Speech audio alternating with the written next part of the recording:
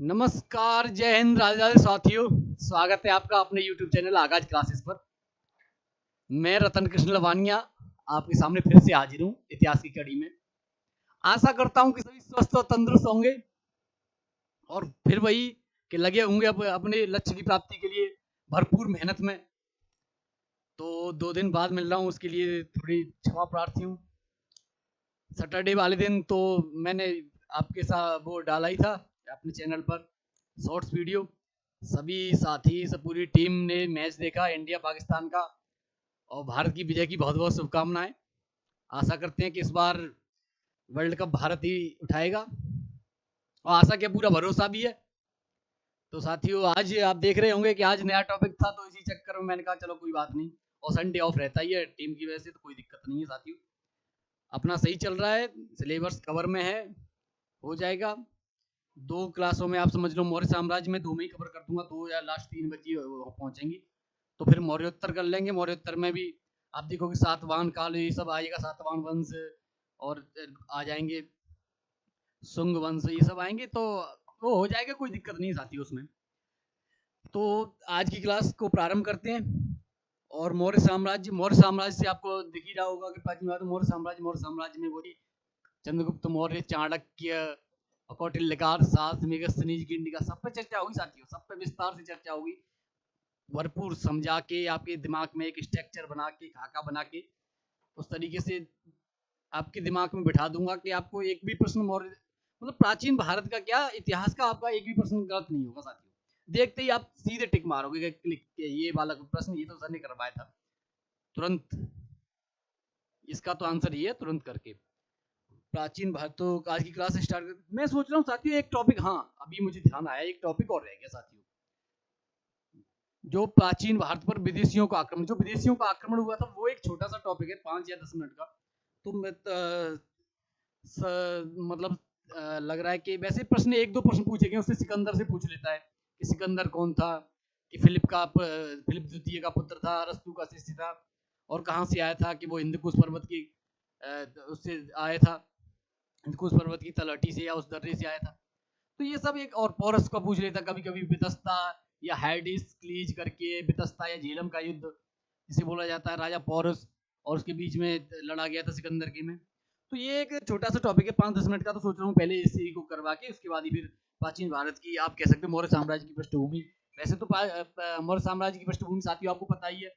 मैं लगातार महाजनपद काल से जो मगध साम्राज्य का उदय, मेन जो मगध साम्राज्य का उदय, वो मौर्य साम्राज्य की पृष्ठभूमि तो है। मगध साम्राज्य ही तो मौर्य साम्राज्य बनाया, मौर्य वंश बना उस बाद में।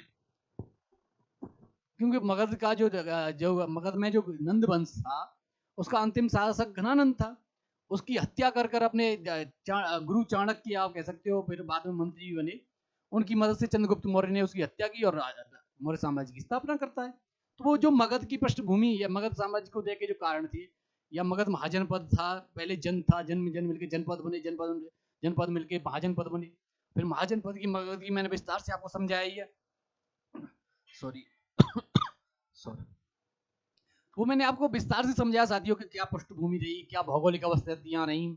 और फिर पाटलिपुत्र का भी मैंने समझाया था कि भौगोलिक अवस्थिति की दृष्टि से कितना, सामरिक दृष्टि से कितना मतलब अच्छा था या कितना महत्वपूर्ण था। तो वो सब जो मगध महाजनपद के में करवाया था पृष्ठभूमि की, वही पृष्ठभूमि रहेगी। बस अब इसमें क्या है कि जो मौर्य वंश की स्थापना होगी, मौर्य वंश के फिर क्या कौन कौन से जो शासक रहेंगे, चंद्रगुप्त मौर्य रहेगा, उसके बाद फिर आप देखोगे कि उसका बेटा बिंदुसार आएगा। ये बिंदुसार है, अभी मैं इसमें करवाऊंगा कि ये बिंदुसार है। और जो हर्यक वंश हमने किया था वो बिंबिसार था साथियों। तो आप देखोगे बिंदुसार के बाद फिर उसका पुत्र आएगा अशोक, जिसे अशोक महान बोला जाता साथियों। और अशोक महान के बाद आप देखोगे कि जैसे अशोक महान के बाद जो उसके मतलब जो पुत्र हैं अशोक के, या अशोक के उत्तराधिकारी हैं, वो थोड़े मतलब आप कह सकते हो कि कमजोर उत्तराधिकारी रहेंगे। फिर लास्ट में आप देखोगे तो इसका अंतिम शासक को सुंग वंश, या आप कह सकते हो कि उसके द्वारा इसी अंतिम शासक को अपदस्थ कर दिया जाएगा या उसकी हत्या कर दी जाएगी। तो सुंग वंश की नींव रखी, तो फिर वो मौर्योत्तर काल में आ जाएगा साथियों। तो आज चलो आज की क्लास का प्रारंभ करते हैं। तो मैं सबसे पहले आपको वही टॉपिक करवाता हूँ, विदेशियों का आक्रमण, प्राचीन भारत में विदेशियों का आक्रमण साथियों।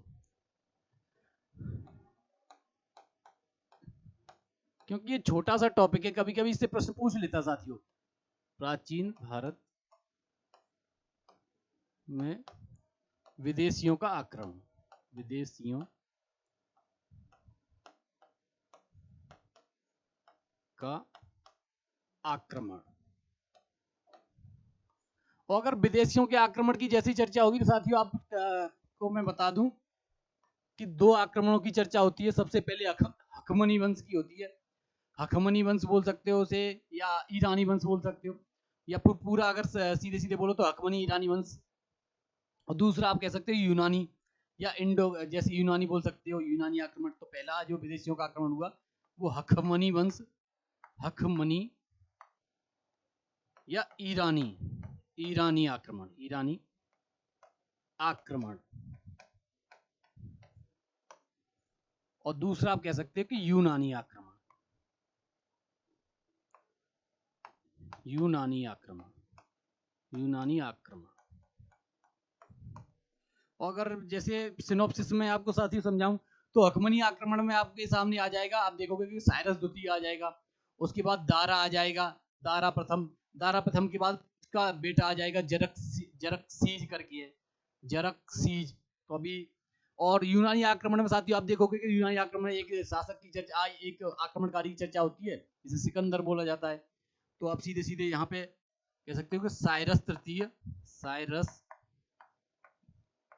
तृतीय, दारा प्रथम, दारा प्रथम, और एक हेराक्सीज, हेराक्सीज करके आता है जो दारा प्रथम का पुत्र था, जो आप कह सकते हो कि अंतिम, सबसे अंतिम में जिसने आक्रमण किया। तो साथियों आप कह सकते हो दारा प्रथम और हेराक्सीज, हेराक्सीज, हेराक्सीज जो दारा प्रथम का साथियों बेटा था या पुत्र था। यूनानी आक्रमण में साथियों आप देखोगे कि सिकंदर का नाम आता है, सिकंदर, सिकंदर। तो आप कह सकते हो कि सिकंदर भी बताते हैं, जैसे जितनी भी चर्चाएं होती हैं या पुराने प्राचीन लेखों के जो साक्ष्य प्राप्त हुए बताते हैं कि सिकंदर भी एक योद्धा था। तो जैसे ही साथियों हम जैसे ये बढ़े तो अब इससे आगे मैं आपको करवाऊं, सबसे पहले हकमनी ईरानी आक्रमण के बारे में थोड़ा बता दूं। तो सर्वप्रथम जैसे ही साथियों चर्चा होगी तो आप देखोगे कि जो हकमनी ईरानी आक्रमण में साइरस तृतीय का आक्रमण होगा साथियों। सबसे पहले हकमनी, हकमनी ईरानी आक्रमण, ईरानी आक्रमण, आक्रमण। तो सर्वप्रथम इसमें चर्चा होगी साथियों, आप देखोगे कि साइरस तृतीय एक प्रयास करेगा आक्रमण करने का, तो जो असफल रहेगा। तो आप कह सकते हो कि साइरस तृतीय द्वारा, साइरस सर्वप्रथम, सर्वप्रथम साइरस तृतीय द्वारा, साइरस तृतीय द्वारा प्रयास, या कह सकते हो कि तृतीय द्वारा असफल प्रयास, द्वारा असफल प्रयास, असफल प्रयास, क्योंकि जो प्रयास किया था वो असफल रहा साथियों। उसके बाद आप देखोगे कि जैसे ही इसके बाद जो शासक की चर्चा होती है, आप देखो या आक्रमणकारी चर्चा होती है, तो दारा प्रथम आएगा। दारा प्रथम का पहला सफल आक्रमण विदेशियों में अगर आप देखोगे हकमनी ईरानी वंश का पहला सफल आक्रमण दारा प्रथम का रहेगा। तो दारा प्रथम, दारा प्रथम तो कह सकते हो पहला सफल आक्रमण, पहला सफल आक्रमण, सफल आक्रमण। और जैसे ही दारा प्रथम की चर्चा होगी साथियों तो आप इसमें कह सकते हो कि जो दारा प्रथम था उसने, आप देखोगे कि जो भारतीय, जो जिस भारतीय आप कह सकते हो कि जो पश्चिमोत्तर भारत कह सकते हैं, जो पश्चिमोत्तर भारत पर इसने अपना आधिपत्य, आप एक छोटा सा आप कह सकते हैं कि हिस्से पर इसने अपना आधिपत्य जमाया, इस पर आक्रमण किया और ये विजयी रहा। तो उसे इसने अपने साम्राज्य का 20वां हिस्सा, ये जैसे नॉर्मल सी बात है, वैसे अभी तक प्रश्न पूछा नहीं गया, तो आप कह सकते हो कि जो भारत का पश्चिमोत्तर भारत का जो एक हिस्सा था उसे दारा ने अपना 20वें, अपने साम्राज्य का 20वां हिस्सा बनाया। तो आप कह सकते हो कि जो पश्चिमोत्तर भारत, पश्चिमोत्तर भारत को साम्राज्य का 20वां हिस्सा, साम्राज्य का 20वां हिस्सा, 20वां हिस्सा 20वां हिस्सा, इसकी चर्चा होगी साथियों। और जैसे ही अगर जैसे इसके बाद आप देखोगे तो आप देखोगे कि और 20वें हिस्से में अगर कहो पश्चिमोत्तर भारत में, वैसे तो आपकी समझ में आ गया होगा पश्चिमोत्तर भारत कौन सा, कि वही काबुल कंधार वाला, क्योंकि उस समय अखंड भारत की जैसी चर्चा थी तो अफगानिस्तान तक मौर्य साम्राज्य था, तो उससे वो मगध साम्राज्य था। मगध साम्राज्य की आप देखोगे पौरस और इसकी जब चर्चा होंगी, यार अंबी की अब तक्षशिला वाली की चर्चा होंगी, राजा अंबी, तो जो सिकंदर के साथ आप देशद्रोही शासक जिसे बोला जाता है, सिकंदर जब उस पर आक्रमण करता है, तो आप देखो अभी जैसे अभी 2 मिनट बाद ही चर्चा करेंगे साथियों, तो आप देखोगे कि पश्चिमोत्तर भारत में आप देखोगे कि कम्बोज और कंधार वाला एरिया आ जाएगा, उस पर भी उसका अधिकार था। पश्चिमोत्तर भारत से ऊपर अगर आप देखोगे तो जो कम्बोज और कंधार जो अफगानिस्तान वाला एरिया है, उस पर भी उसका आधिपत्य था दारा प्रथम का। और दारा प्रथम की जैसे अगर वैसे तो नहीं पूछा गया अभी तक, तो आप कह सकते हो कि दारा प्रथम के 3 अभिलेखों की चर्चा होती है। और 3 अभिलेखों के जैसे अगर देखो तो 3 अभिलेखों में जैसे नाम की चर्चा करो तो साथियों आप देख रहे हो तो बेस्तून करके आता है। बेस्तून के बाद आप देखोगे कि पर्सिपोलिस आएगा, पर्सिपोलिस के बाद आप साथियों देखोगे तो नक्सी रुस्तम आएगा। तो 3 जैसे आप कह सकते हो सीधे सीधे दारा प्रथम के 3 अभिलेख। और जैसे 3 अभिलेख की चर्चा होगी तो सीधे सीधे आप कह सकते हो कि बेस्तून का अभिलेख, और दूसरा आप कह सकते हो पेलिस या बेहिस्तून का अभिलेख, पोलिस का अभिलेख, शॉर्ट में पोलिस का अभिलेख, और 3 में अगर कहो तो नक्शे रुस्तम का अभिलेख, रुस्तम का अभिलेख। वैसे आज तक साथी ये पूछा नहीं गया है, लेकिन मैंने थोड़ा आपकी जानकारी के लिए मैंने कहा बता देता हूँ कि थोड़ा वो दिमाग में एक बना रहेगा कि इसके अभिलेख भी प्राप्त हुए हैं। तो सीधे सीधे अगर पॉइंट पूछेगा अभी तो आपसे साथियों यही पूछ सकता है कि क्या दारा इसके अभिलेख प्राप्त हुए हैं। तो मेन जैसे ही अभिलेखों की चर्चा होगी तो आप देखोगे साथियों कि जैसे ही जो दारा प्रथम के बाद आप देखोगे कि दारा प्रथम के बाद जैसी चर्चा होगी तो दारा प्रथम के बाद उसके एक हेराक्लीज करके एक वो आएगा, उसकी भी कोई ऐसा योगदान नहीं है, बस उसका नाम आता है कि इसने जो अपनी सेना में भारतीयों को शामिल किया, और भारतीयों को शामिल किया फिर भी इसे यूनानियों ने परास्त किया। ये एक सिंपल सा उसका हेराक्लीज की। और जैसे ही हेराक्लीज के बाद साथियों आप देखोगे कि हेराक्लीज के बाद जैसे ही हम आते हैं तो अब आ जाते हैं यूनानी आक्रमण पर। और जैसे यूनानी आक्रमण की साथियों चर्चा होगी तो सबसे पहले चर्चा होगी सिकंदर की। आप देखोगे कि सर्वप्रथम चर्चा होगी सिकंदर की, और सिकंदर की जैसी चर्चा होगी तो सिकंदर का नाम आती है, आप देखोगे कि सिकंदर के बारे में जैसे अगर जैसे हम देखें तो सिकंदर के बारे में हम बताएंगे तो आप देखोगे कि सिकंदर सबसे पहले होता है कि कहाँ का शासक था।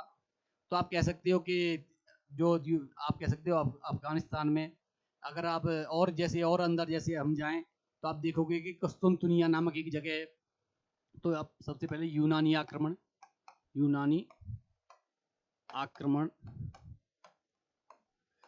यहाँ से इससे 1-2 प्रश्न पूछ लेता साथियों। जैसे सिकंदर, यूनानी आक्रमणकारियों में सिकंदर आता है सबसे पहले, और सबसे पहले का यही एक जो महत्वपूर्ण है यही है, बाकी उसके बाद तो कोई आप देखोगे नहीं।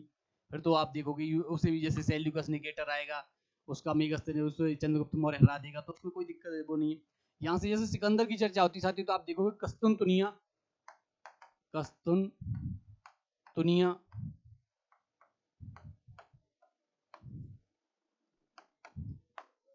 के शासक फिलिप द्वितीय का पुत्र था साथियों, ये का पुत्र। और जैसे किस्तुनतुनिया में फिलिप द्वितीय का पुत्र होगा साथियों तो आप देखोगे कि जैसी चर्चा होंगी तो उसमें दूसरा आप कह सकते हो कि सिकंदर अरस्तु का शिष्य था, अरस्तु का शिष्य। तो ये एक आपको आप कह सकते हो मोटा मोटा एक इंट्रो सिकंदर के बारे में। इसके बाद जैसे ही यहाँ से प्रश्न पूछता साथियों, यहाँ से क्या है कि ये एक आपको इंट्रो के लिए मैंने बता दिया है, और जहाँ से प्रश्न पूछता है वहां आते हैं साथियों। जैसे सिकंदर की बात आती है सीधे सीधे आप कह सकते हो कि सिकंदर का सर्वप्रथम आक्रमण की जैसी चर्चा होगी तो आप देखोगे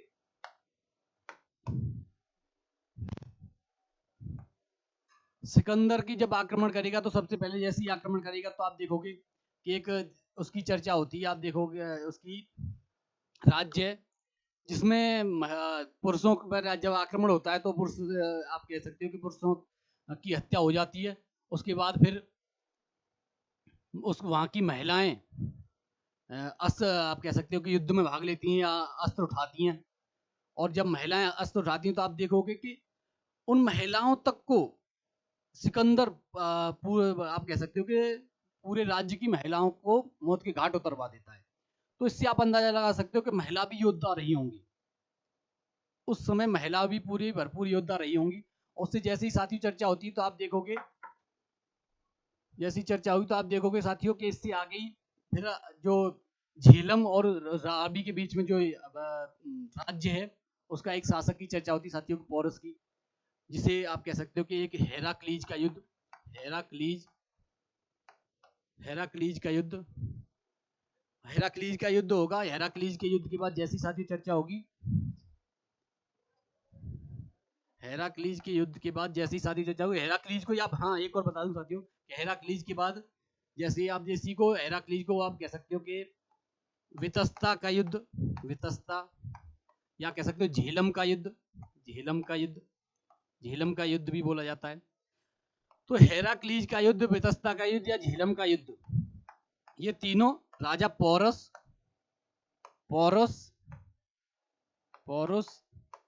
वर्सेस आप कह सकते हो कि सिकंदर, सिकंदर के बीच लड़े गए या सिकंदर के बीच लड़ा गया, जिसमें सिकंदर विजयी हुआ। कह सकते हो सिकंदर विजयी, सिकंदर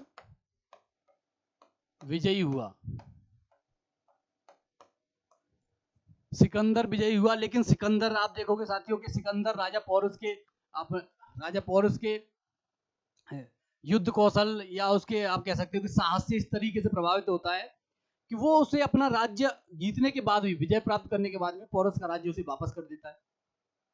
ये भी जैसे सिकंदर आप कह सकते हो कि अब कह सकते हो कि उसे उच्च सोची, आप कह सकते हो, एक हिंदी में शब्द आता है उच्च सोची, आप कह सकते हो, या फिर कह सकते हो कि एक जो युद्ध कौशल की जैसे होता है साहस की सराहना करने वाले, तो उसके रूप में भी एक सिकंदर की एक अलग छवि बनाता है।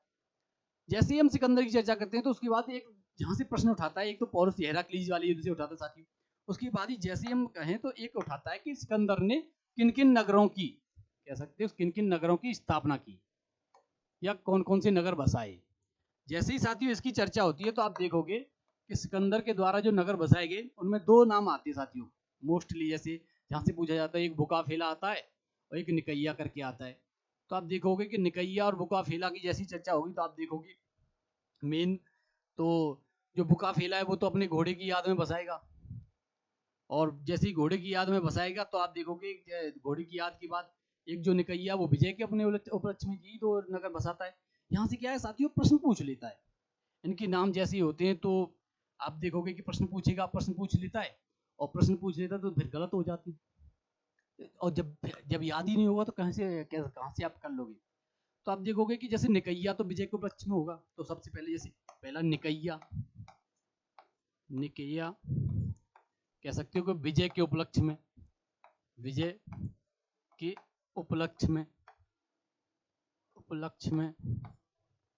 और दूसरा जैसी साथी चर्चा होगी तो आप कैसे बुकाफेला, बुकाफेला, बुकाफेला करता है साथियों अपने घोड़े की याद में, क्योंकि इसी युद्ध में इसके घोड़े आप कह सकते हो कि घोड़े की मौत हो गई थी या मृत्यु हो गई थी, तो अपने घोड़े की याद में, घोड़े की याद में, बुकाफेला नामक शहर बसाता है साथियों, और एक निकैया नामक शहर बसाता है। तो यहाँ से भी साथियों प्रश्न पूछ लेता है। तो आप जिससे आगे, और फिर आप देखोगे साथियों कि 19 आप कह सकते हो कि 19 महीने जो भारत की सीमा में रहकर आप कह सकते हो कि मेन जो 19 महीने तक भारत में रहने के बाद सिकंदर फिर वापस, जैसे सिकंदर की सेना ब्यास नदी में क्रॉस करने से एक कहानी है कि 19 महीने भारत में रहने के बाद सिकंदर की सेना ब्यास नदी पार करने से मना कर देती है, या कहती है कि हम ब्यास नदी पार नहीं कर सकते, या समर्थ नहीं होती, या हो सकता है कितना चल के आए दिन दूर से और युद्धों में लगातार तो हो सकता थकी हुई हो, तो ब्यास नदी पार करने से मना कर दी। तो फिर वहीं से वो अपने कह सकते हैं कि अपने जो दूत हैं या उनको राज्य सौंप कर वहीं से फिर वो वापस चल देता साथियों। और जब वापस चलेगा तो आप देखोगे साथियों, जैसे ही वो वापस नीचे जाता है तो आप देखोगे जैसे वापस अपने राज्य कृष्ण दुनिया, तो आप वहां पहुंचने के बाद आप देखोगे। और मेन, हाँ, एक और जैसे प्रश्न पूछ लेता है, वैसे तो आज तक नहीं पूछा गया है, वैसे पूछेगा भी नहीं, पर जानकारी के लिए मैं बता दूं साथियों कि जब ये वापस जाता है तो अपने राज्य को अपना एक फिलिप नामक एक सेनापति, आप कह सकते हो कि एक दूत, या एक कह सकते हैं कि एक अपना प्रतिनिधि को दे के जाता है कि, और राजा पोरस का राज्य तो वापस ही कर देता है। जब ये वापस जाता है तो ये एक रोग से पीड़ित होता है, और रोग से पीड़ित, जैसे ही रोग से ग्रस्त हो जाता है तो उसी रोग में इसकी मृत्यु हो जाती है साथियों। तो सिकंदर का एक सिंपल सा इस तरीके से मेन, जैसे कभी कभी जैसे पॉइंटों में पूछ लेता है कि सिकंदर को भारत पर विजय के कारण, तो विजय के कारणों में आप देखोगे कि एक सबसे पहले जो कारण आता है वो आता है कि सिकंदर की सेना वर्तमान या भारत की सेना से ज्यादा समृद्ध थी, या योग्य थी, ये भी बोल सकते हो, या आप कह सकते हो कि उस वक्त तो क्या मतलब युद्ध कौशल में पारंगत थी हमारे इनकी अपेक्षा, जो भारतीय सेना की अपेक्षा या भारतीय राज्यों की सैनिकों की अपेक्षा। दूसरा आप कह सकते हो कि देशद्रोही शासक राजा अंबी जैसे शासकों की मदद या सहायता से। तीसरा हम उसे आप कह सकते हो कि जैसे तीसरा अगर हम कहें तो मेन जैसे होता है कि भारत में कोई केंद्रीय सत्ता नहीं थी साथियों, सब अपने अपने राज्य, राजा पौरुष अपने लिए और तक्षशिला का जो राजा अंबी था वो अपने लिए, और जो मसग्ग करके जो मैंने बताया था, जो जिनकी महिलाओं को उसने मौत की घाट उतार दिया, एक सीमावर्ती राज्य था मसग्ग करके जिसकी राजधानी थी। तो उसके उसका भी क्या, तो तीनों क्या है, तीनों राज्य अपने अपने लिए लड़ रहे थे, तीनों क्षेत्र जिस पे आक्रमण किया तो पौरुष देखता रहा कि उससे लड़ रहा है, मुझे थोड़ी वो कर रहा है। बाकी अदर जैसे ही आगे आगे बढ़ता है तो कोई एक ऐसी वो नहीं थी केंद्रीय शक्ति जो आदेश दे कि ये साम्राज्य है हमारा, तुम घुस के दिखाओ तो तुम्हें हम जवाब देंगे। तो सबसे पहले आप समझ सकते हैं साथियों कि भारत में किसी भी केंद्रीय शक्ति का न होना या केंद्रीय सत्ता का न होना, तो ये भी आप जैसे पूछ लेता कभी कभी, तो ये मैं आपको करवा दूं। सिकंदर के सफल होने के कारण कभी कभी ऐसा है कि पॉइंटों पूछ लेता है, या भारत में तो जैसे ही साथी पॉइंटों में पूछेगा तो आप 3 पॉइंट आते हैं, जैसे 3 जो कारण है मेन आप कह सकते हो। सबसे पहले केंद्रीय शक्ति का न होना, भारत में किसी केंद्रीय सत्ता का न होना, केंद्रीय सत्ता का न होना। जैसे दूसरा आप कहो तो आंभी जैसे देशद्रोही शासकों का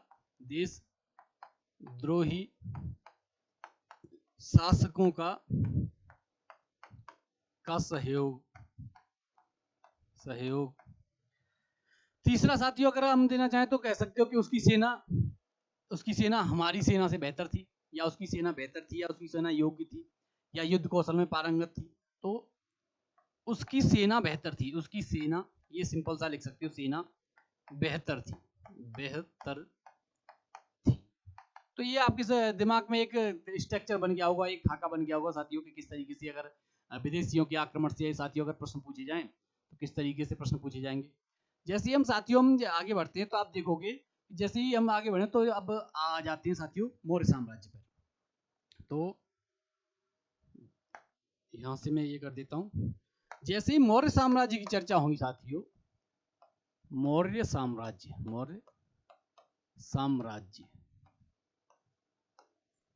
और मौर्य साम्राज्य की जैसी साथियों चर्चा होगी तो सबसे पहले आते हैं जानकारी के स्रोत। मौर्य साम्राज्य की जैसी चर्चा करें हम तो सबसे पहले यही तो जानेंगे कि मौर्य साम्राज्य की कहां से जानकारी मिलती है, जानकारी के स्रोत क्या है। तो सबसे पहले साथियों हम जानकारी के स्रोत, जानकारी के, या एक सेकंड, जानकारी के स्रोत। और जैसे ही साथियों जानकारी के स्रोत की चर्चा होती है तो फिर पहुंच जाओ वहीं जो मैंने शुरुआत में करवाए थे, ऐतिहासिक या सिंधु सभ्यता उसमें करवाए थे, या पूरा पाषाण काल और पाषाण काल में करवाए थे। तो जानकारी के स्रोतों को 2 भागों में डिवाइड करेंगे साथियों, एक पुरातात्विक स्रोत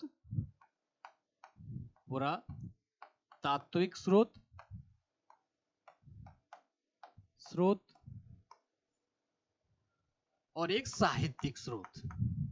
साहित्यिक स्रोत। और जैसे साथियों साहित्यिक स्रोतों में तो आप देखोगे कि साहित्यिक स्रोत हैं जिनसे ज्यादा उसकी जानकारी जो प्राप्त होती है। तो सबसे ज्यादा जो महत्वपूर्ण साहित्यिक स्रोत है उसमें आप देखोगे कि सबसे पहले आता है कि चाणक्य का अर्थशास्त्र। तो सबसे पहले आप लिख सकते हो कि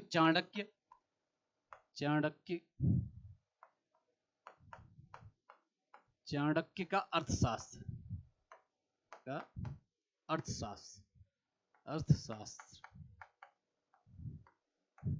नाम बेशक अर्थशास्त्र है साथियों, लेकिन ये अर्थशास्त्र की बुक नहीं है, ये अर्थशास्त्र की पुस्तक नहीं है, ये एक राजनीतिक शास्त्र की आप कह सकते हो पुस्तक है।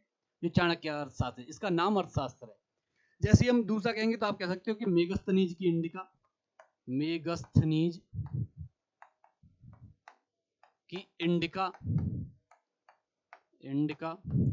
तीसरा अगर साहित्यिक स्रोत आप देखोगे तो आप कह सकते हो कि विशाख दत्त की मुद्रा राक्षस, ये भी लिख सकते हो साथियों। विशाख दत्त, या ये यहाँ नहीं आ पाएगा, ये मैं एक सेकंड ये ऊपर लिख देता हूँ मेगस्थनीज, और यहां से मैं ऊपर लिख देता हूँ विशाख दत्त की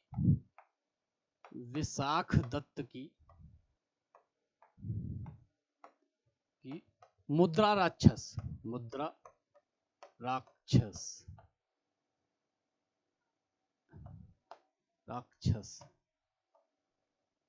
और जैसे विशाख दत्त की मुद्रा राक्षस की साथियों अब उसकी बात जाए तो आप देखोगे कि आप कह सकते हो कथा सरित सागर आएगी सोमेंद्र की, वो उससे भी जानकारी मिलती है। उसके बाद आप देखोगे पुराणों से भी जानकारी मिलती है मौर्य साम्राज्य की। और आप देखोगे कि बौद्ध साहित्य दिव्यावदान, या आप कह सकते हो कि दीपवंश, महावंश टीका। तो साहित्यिक स्रोतों बहुत है, तो सीधे सीधे आप लिख सकते हो बौद्ध साहित्यों से या बौद्ध ग्रंथों से।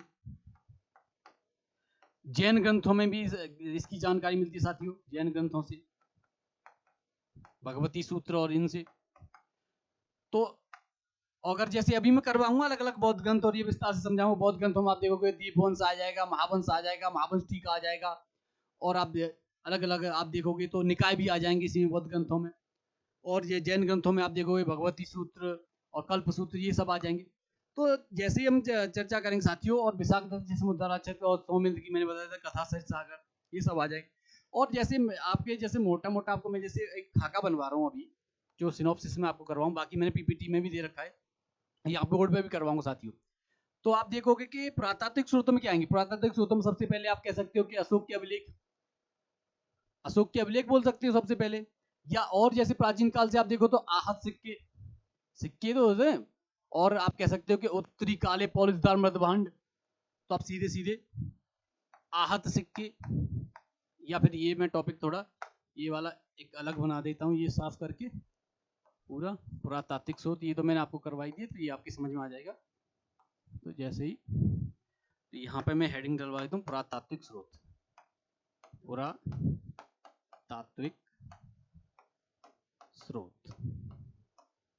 जैसे ही साथियों पुरातात्विक स्रोतों में आएंगे तो सबसे पहले आप लिख सकते हैं पहला पॉइंट आहत सिक्के। और इसी में अगर लिखना चाहो तो आप कह सकते हो कि उत्तरी काले पॉलिशदार मृदभांड, या नीचे लिख सकते हो ये मृदभांड में उत्तरी काले पॉलिशदार मृदभांड। और जैसे ही साथियों उत्तरी काले पॉलिशदार मृदभांड हो गए, और जैसे तीसरे नंबर पे अगर हम कह सकते हैं तो तीसरे नंबर पे आप कह सकते हो कि तीसरे नंबर आप अभिलेख दे सकते हो। या फिर आप कह सकते हो कि जो पाटलिपुत्र में जो चंद्रगुप्त का जो राजमहल है जो लकड़ी का है, तो अगर जैसे लिखना चाहो तो पहले अशोक के अभिलेख नहीं, पहले उसे चंद्रगुप्त का लकड़ी का महल कर लेते हैं, क्योंकि चंद्रगुप्त पहले था, अशोक बाद में है। तो पाटलिपुत्र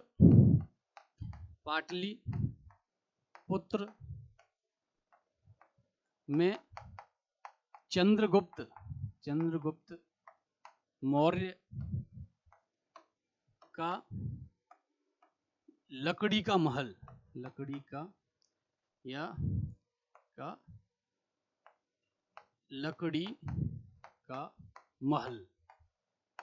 क्योंकि लकड़ी का बना हुआ था। आपको मैं बताऊंगा विस्तार से, जैसे ही पूछा जाता है कि साम्राज्य में सबसे घनिष्ठ अपराध या कहते हैं घिनौना अपराध या सबसे अधिक दंड किस अपराध के लिए दिया जाता है, या सबसे बड़ा खतरा किसे माना जाता था। अग्नि को सबसे बड़ा खतरा माना जाता, क्योंकि राजमहल या जितने भी थे वो काष्ठ का प्रयोग होता था घरों बनाने में, और राजमहल खुद पूरा का पूरा राजमहल लकड़ी से बना हुआ था, जिसमें बीच बीच में रोड़ी और कंकड़ पत्थर इनकी क्या भी प्रयोग किया गया था साथियों। तो मैं बताऊंगा आपको विस्तार से, ये भी एक प्रश्न पूछा गया है, एक बार पूछा गया है कि सबसे ज्यादा मौर्य साम्राज्य में आप कह सकते हो कि सबसे ज्यादा खतरा किस आपदा को माना जाता था, तो वो अग्नि को माना जाता था कि अग्निकांड को सबसे बड़ा आपदा मानी जाती थी। इसके बाद ही आप लिख सकते हो यहाँ पे, इसके बाद जैसे ही हम चर्चा करें तो आप एक और डाल सकते हो, जैसे या तो राजमहल तो हो ही गया, महल हो गया, तो अशोक के अभिलेख अभी यही बचा है, अशोक के अभिलेख अभिलेख। तो ये साथियों आपको मैंने साहित्यिक स्रोतों को करवा दिया, और जैसे साहित्यिक स्रोतों के बाद जैसी चर्चा होगी तो आप देखोगे साहित्यिक स्रोतों के बाद ही पुरातात्विक स्रोतों की, या आप कहोगे तो साथियों पुरातात्विक स्रोतों की चर्चा पहले कर लेंगे, साहित्यिक स्रोतों की बाद में कर लेंगे। और जैसे ही साथियों हम आगे बढ़े तो आप देखोगे कि जैसे ही अब हम यहाँ से जैसे ही हम आगे बढ़ेंगे तो आप देखोगे कि स्रोतों की चर्चा हो गई, और दूसरा हम देखेंगे तो फिर सीधे सीधे शासक की चर्चा करते हैं। चंद्रगुप्त मौर्य प्रथम शासक यही था, तो चंद्रगुप्त मौर्य।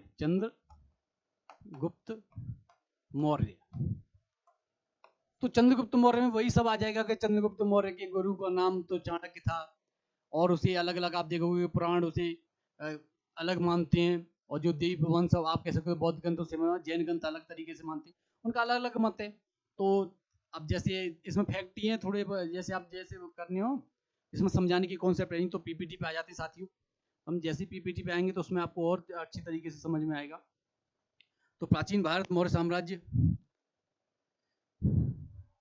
और कोशिश करूंगा साथियों के 2 क्लासों में जहां तक मौर्य साम्राज्य को कवर कर दूं, अगर 2 में नहीं हो पाता तो तीसरी क्लास में कर लेंगे। और जैसे हम सबसे पहले तो मैंने आपको करवाया जानकारी के स्रोत, अभी मैंने साथियों आपको करवाया कि साहित्यिक स्रोत और पुरातात्विक स्रोत दोनों में करवाए थे।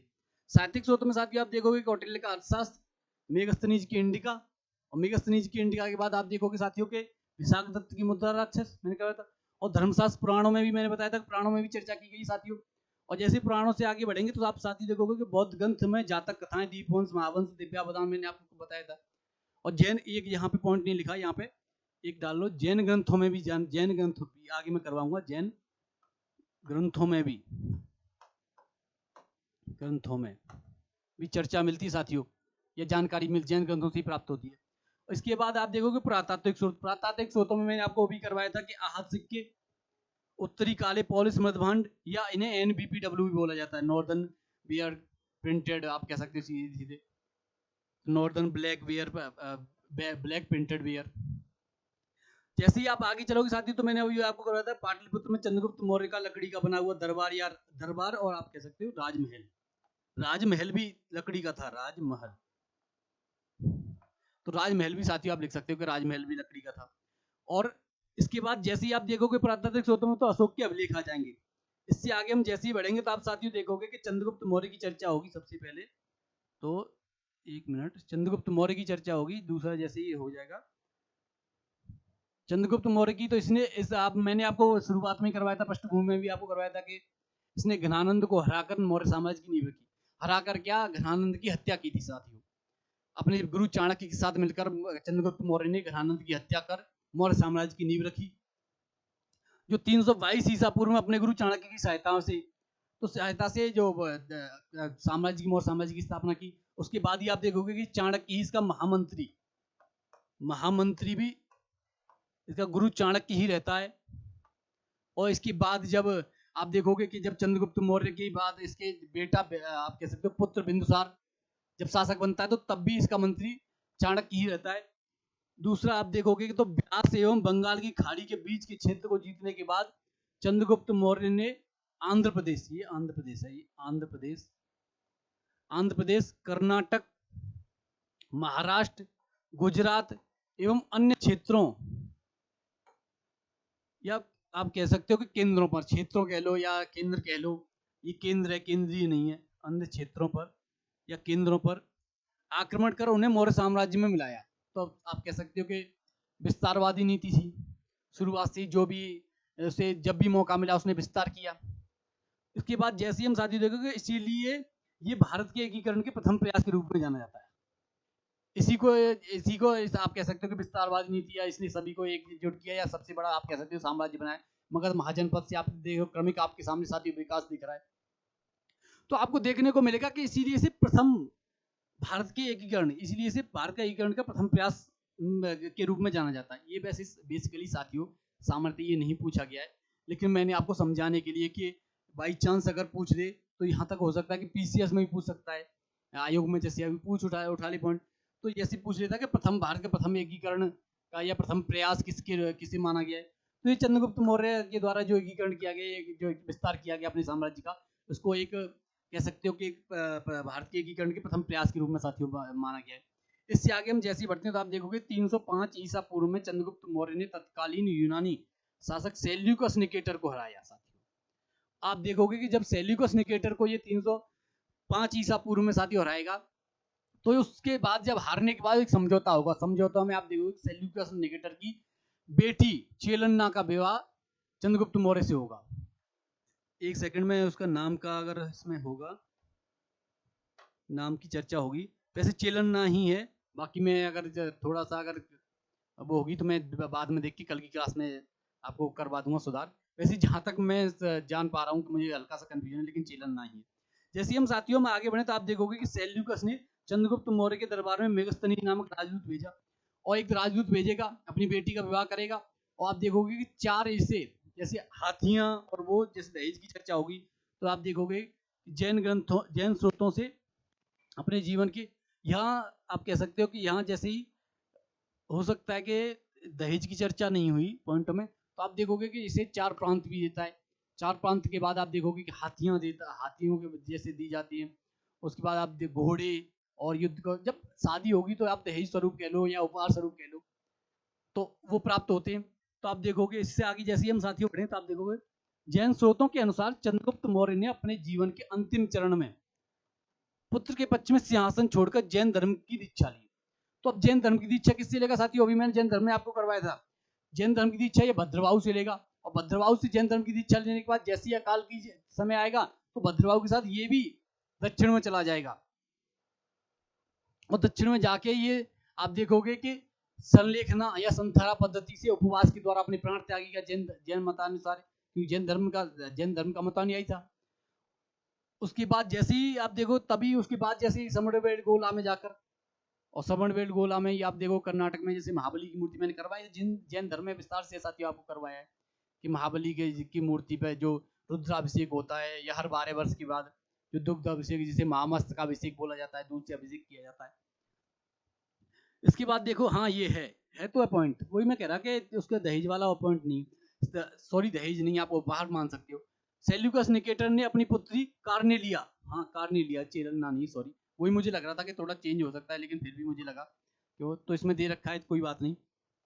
कार्नेलिया की शादी चंद्रगुप्त मौर्य के साथ कर दी, और समझौते के अनुसार 4 प्रांत, मैंने अभी आपको बताया 4 प्रांत, काबुल, कंधार, हेरात, ये हेरात है, हेरातू नहीं है साथियों, हेरात एवं मकरान, ये 3 आप कह सकते हो कि ये जो काबुल, कंधार, हेरात और मकरान, ये चारों आज वर्तमान में भी अगर आप देखोगे तो वर्तमान में भी अफगानिस्तान के 4 शहर बोल लो, या 4 राज्य, या 4 टेरिटरी बोल लो, या स्टेट बोल लो, तो इन्हीं नामों से आपको मिल जाएगा। तो ये अफगानिस्तान में अवस्थित है। मकरान चंद्रगुप्त को दिए साथियों। चंद्रगुप्त ने जैनी गुरु भद्रबाहु से जैन धर्म की दीक्षा ली। मैंने अभी आपको साथियों करवाया है कि जैन धर्म की दीक्षा कहां से ली। आप देखोगे जैन मुनि भद्रबाहु के साथ समरवेल गोला में जाकर उसने उपवास या संलेखना द्वारा प्राण त्याग दी, ये अभी मैंने आपको समझाया। समरवेल गोला में जैन धर्म का महत्वपूर्ण तीर्थ स्थल है। यहाँ पर ऋषभनाथ के पुत्र गोमतेश्वर, आप कह सकते हो गोमतेश्वर को भी बाहुबली बोला जाता है साथियों। गोमतेश्वर का कार्योत्सर्ग या गुड़ा की मूर्ति बनी हुई है। और जैसे ही हम साथियों इससे आगे आप बढ़ेंगे तो आप देखोगे कि चलो साथियों ऐसा करते हैं कि आज की क्लास को यहीं विराम देते हैं, बिंदुसार से कल की क्लास में प्रारंभ करेंगे। कल ये शासकों की सबसे बड़ी बात है साथियों की, राजनीतिक ज्यादा कम पूछा जाता है। इससे आगे जैसे कल की क्लास में होगा तो सामाजिक सोशल, तो उस पर विस्तार से चर्चा करेंगे और समझा के बाकायदा आपके दिमाग में बैठा दूंगा। टेंशन मत लो, बिल्कुल फिक्र करने की जरूरत नहीं है। इतिहास को इतना आसान बना देंगे कि आप जैसे ही देखोगे तुरंत क्लिक मार के आगे बढ़ोगे। तो साथियों आज की क्लास को यहीं विराम देते हैं। चैनल पे अगर कोई साथी नया आए हो तो प्लीज़ लाइक और सब्सक्राइब करें, और साथ बने रहने के लिए बहुत बहुत धन्यवाद। जय हिंद, मिलते हैं फिर कल साथियों। राधे राधे।